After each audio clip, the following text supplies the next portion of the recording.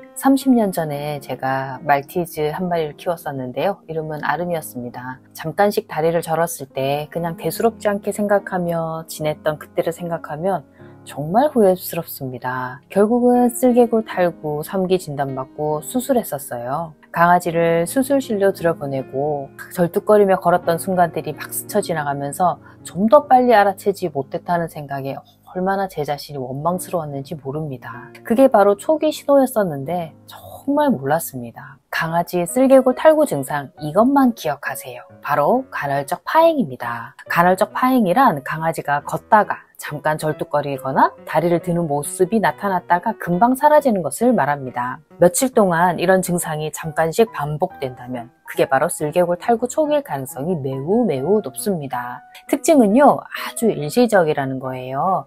그러나 다행히 반복적으로 나타납니다. 그런데 너무 짧기 때문에 보호자가 놓치기 쉽습니다. 잘못 밟았나? 잠깐 삐끗했나?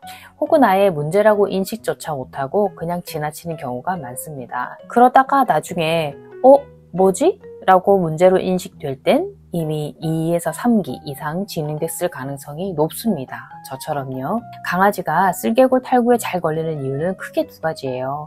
하나는 쓸개골을 담는 주머니가 얕은 경우, 다른 하나는 근육이 줄어드는 경우입니다. 근육은 우리가 운동을 시키고 영양을 챙기면 어느 정도 관리해 줄 수 있죠.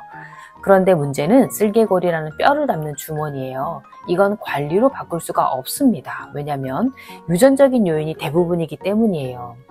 원래는 홈이 깊어야 쓸개골이 안정적으로 자리를 잡고 관절이 원활하게 움직이는데 홈이 얇게 태어나면 쓸개골이 쉽게 밀려나고 그래서 탈구라는 문제가 생기는 겁니다. 산책을 가기 싫어한다든지 나가도 금방 집으로 들어오려 한다든지 자꾸 안아달라고 한다면 나이가 드니까 이제 집에서 쉬는 게 더 좋은가 보다. 이제 걷기 싫어서 안아달라는 거겠지? 하고 가볍게 넘기시면 절대 안 됩니다. 이 정도 모습이 보였다면 이미 3에서 4기까지 진행됐을 가능성이 높습니다. 실제로 소형견의 70% 이상이 평생 한 번은 쓸개골 문제를 겪는다고 해요. 그만큼 흔한 질환이지만 보호자가 놓치고 지나치기가 너무 쉽습니다. 그렇다고 희망이 없는 건 아니에요. 초기에만 발견하면 수술 시기를 늦출 수도 있고요. 평생 수술 없이 관리하며 살아갈 수도 있습니다. 간헐적 파행, 이 신호만큼은 절대 놓치지 마세요. 저는 쓸개골 탈구 수술을 겪으면서요, 뼈저리게 배운 것이 있습니다. 영양제, 운동, 마사지 다 중요하지만 그 어떤 것보다 먼저 바꿔야 할 건 바로 환경이었습니다. 강아지는 하루 대부분을 바닥에서 보내잖아요. 그 바닥이 미끄럽다면 걸을 때마다 관절에 작은 충격이 쌓이고 그게 결국 탈구나 골절로 이어지게 되죠. 그래서 드리고 싶은 말씀은 단순합니다.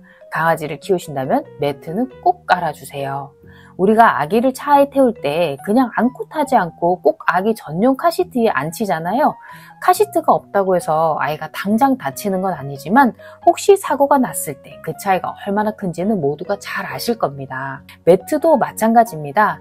지금 당장은 별일 없어 보여도 매일 쌓이는 작은 미끄러짐과 충격을 막아주는 것, 그게 바로 매트가 해주는 역할입니다. 보호자 95%가 강아지가 보내는 그 짧은 신호를 놓치고 지나칩니다. 저 역시 그 95% 안에 있었고 결국 수술대 앞에서 후회해야 했습니다. 하지만 여러분은 저처럼 되지 않으셨으면 합니다. 혹시라도 아이가 걷다가 잠깐 다리를 드는 걸 본 적이 있다면 오늘부터라도 꼭 눈여겨봐 주세요. 한 번이 아니라 반복된다면 지체하지 말고 병원에서 진료를 받으시고 집에서는 아이가 걷는 바닥을 안전하게 바꿔주시고 근육을 키워주는 가벼운 운동도 함께 해주시면 좋습니다. 우리 아이들은요, 아프다는 말을 할 수 없습니다. 대신 작은 신호로 우리에게 계속 도움을 요청하고 있어요. 그 신호를 알아차리고 지켜주는 건 오롯이 보호자의 몫입니다. 강아지의 관절은 우리가 지킬 수 있습니다.